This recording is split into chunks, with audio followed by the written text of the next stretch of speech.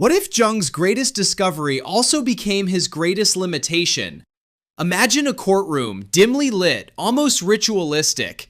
At the center stands Carl Jung, the great doctor of the unconscious, the man who restored myth to psychology, the man who told the modern world that dreams were not garbage, symbols were not ornaments, and the psyche was deeper than the ego could bear. But today, Jung is not being dismissed, he is being examined. The charge is strange, that Jung, in trying to rescue the soul from modern reduction, may have given it another prison. A beautiful prison, a symbolic prison. A prison made of mandalas, archetypes, individuation, and the self. And the one bringing the charge is not a hostile outsider, it is one of Jung's own descendants, James Hillman. Hillman was a Jungian analyst trained in Zurich, once director of studies at the C.G. Jung Institute. He knew the temple from the inside. He knew its language, its rituals, its sacred names. But then he did what dangerous students do. He listened too closely. He heard something in Jung that Jung himself may not have fully followed. Hillman's rebellion was not against the unconscious. It was against the idea that the unconscious had to lead us somewhere clean, whole, unified, and redeemed. Jung gave modern people a path. Descend into the unconscious, confront the shadow, meet the contrasexual soul image, circle toward the self, and become more whole. Hillman looked at that path and asked, why must the soul become whole? Why must it develop? Why must every image be interpreted as a step toward integration?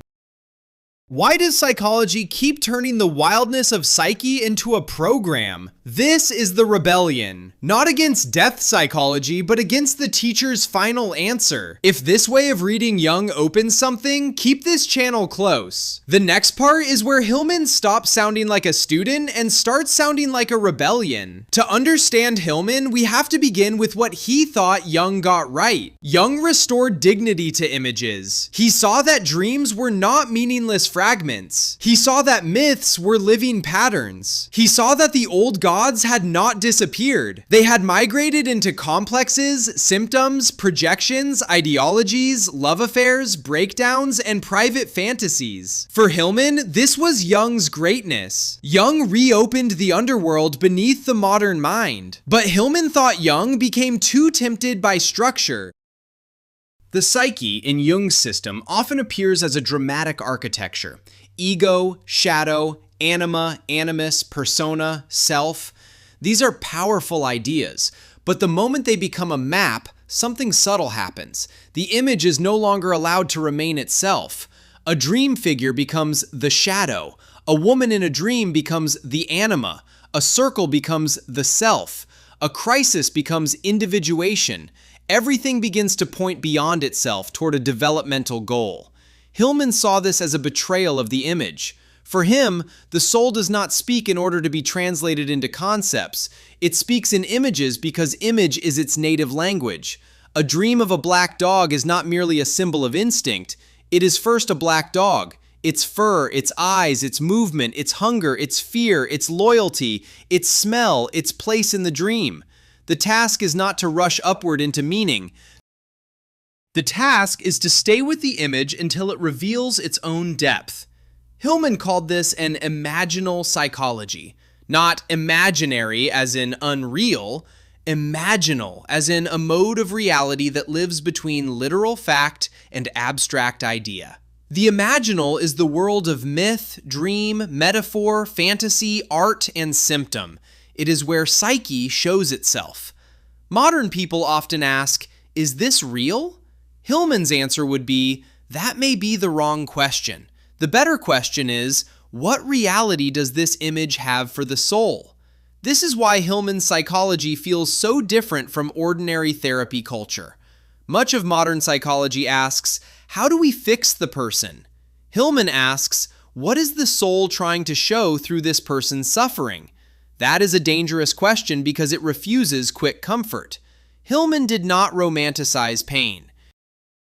But he distrusted the reflex to cure everything too quickly. A symptom, for him, might not be only a malfunction. Depression, anxiety, obsession, rage, longing, fantasy. These might also be distorted forms of imagination, messages from neglected gods, signals that life has become too literal. The goal is not to worship suffering. The goal is to stop treating the soul as a machine with defective parts. Here, Hillman becomes one of the sharpest critics of psychology itself. He believes psychology had often become psychology without psyche, a discipline of behaviors, functions, diagnoses, adjustments, therapies, outcomes. Useful, sometimes necessary, but thin. It could measure distress while missing the myth inside distress. It could name a disorder while failing to hear the story.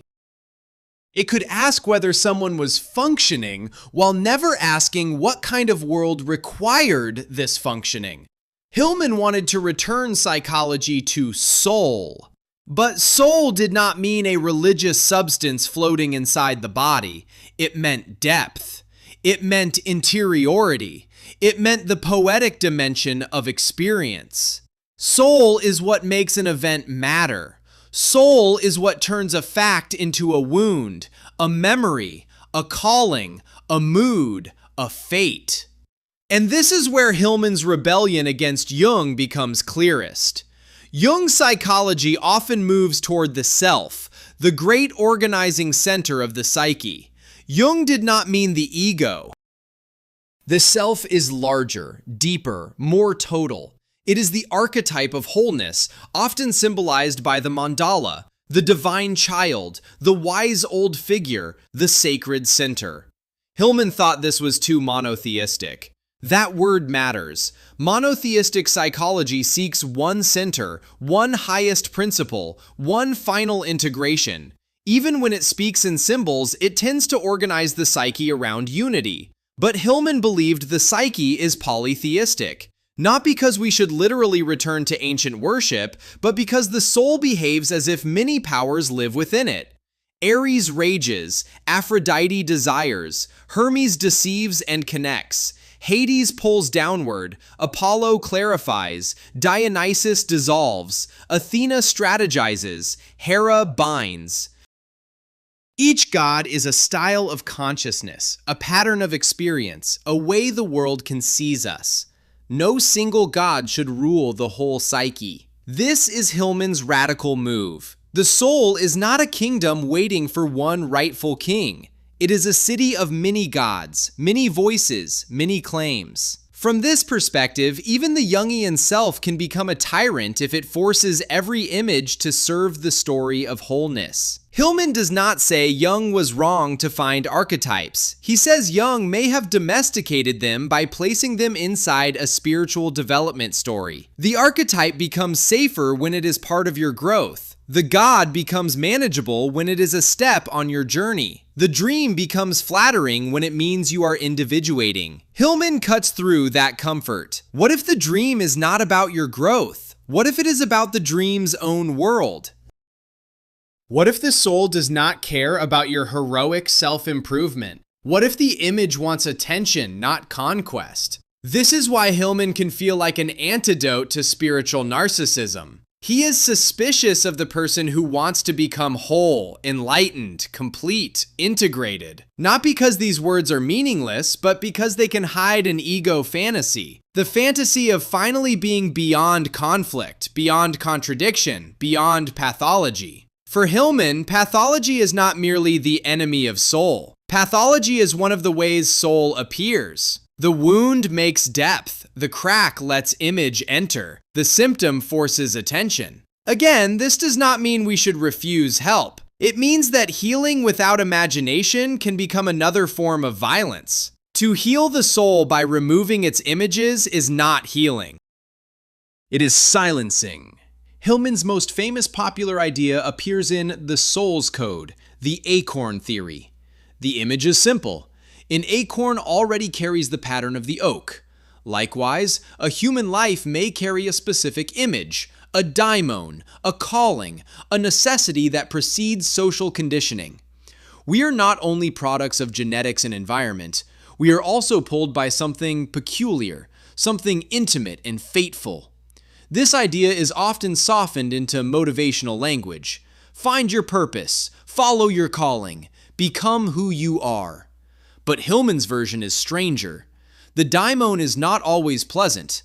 Calling can appear as obsession, refusal, difficulty, intensity, even trouble. A child's oddness may not be a defect to normalize. It may be the first sign of a life trying to take shape. Hillman especially opposed what he called the parental fallacy, the tendency to explain a person mainly through parents, childhood, trauma, or family system. These matter, but they are not the whole story. A biography is not just a chain of causes pushing from behind. It may also be shaped by an image pulling from ahead. Here again, Hillman rebels against the modern habit of reduction. You are not only your brain chemistry, you are not only your childhood, you are not only your culture.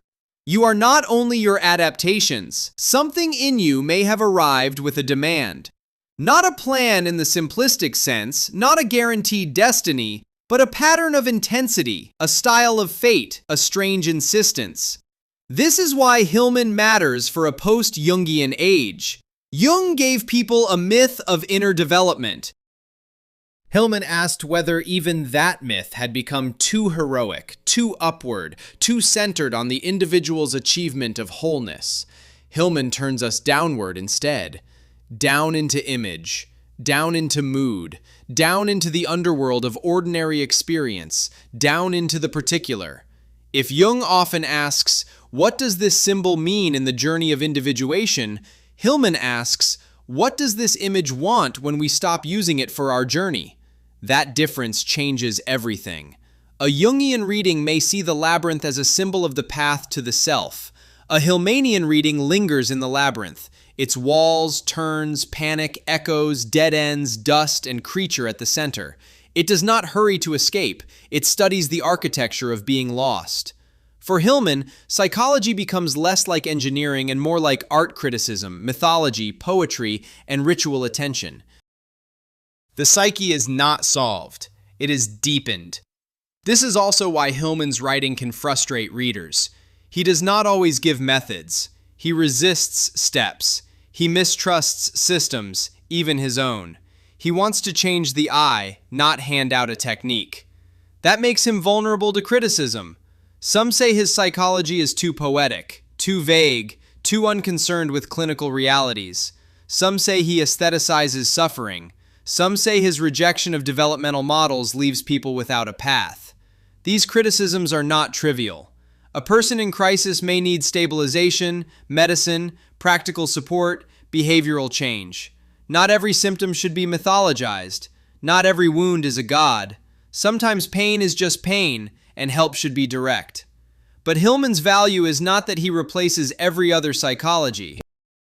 His value is that he interrupts their arrogance. He asks the question almost no system wants to hear. What are you leaving out when you explain the soul too well? This brings us back to the trial. Jung stands accused but not condemned.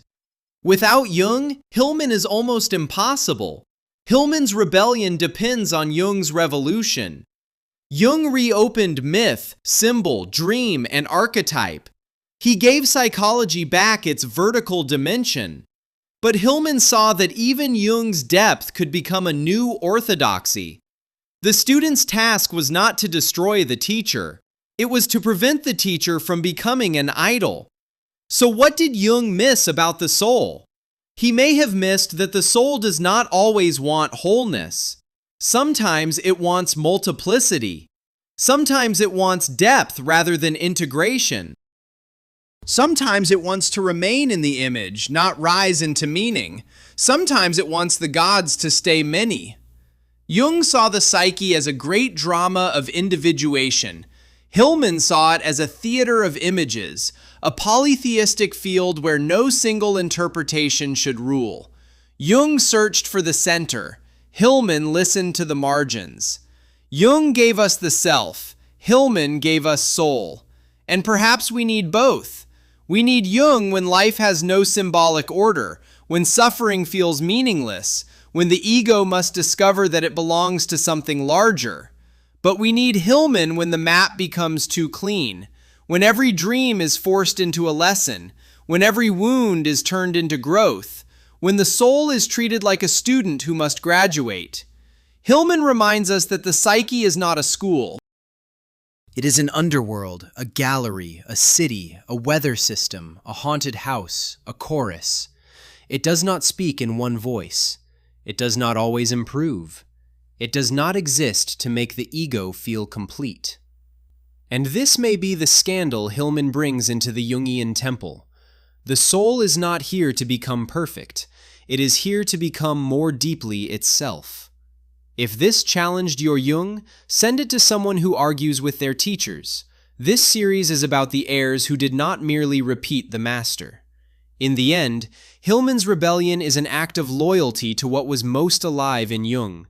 Not the system, not the institution, not the diagrams, the living image, the dream before interpretation, the symptom before diagnosis, the God before theology, the soul before psychology. And that is why James Hillman still matters. He teaches us that the deepest student is not the one who repeats the master. It is the one who hears, inside the master's words, the thing still waiting to be freed.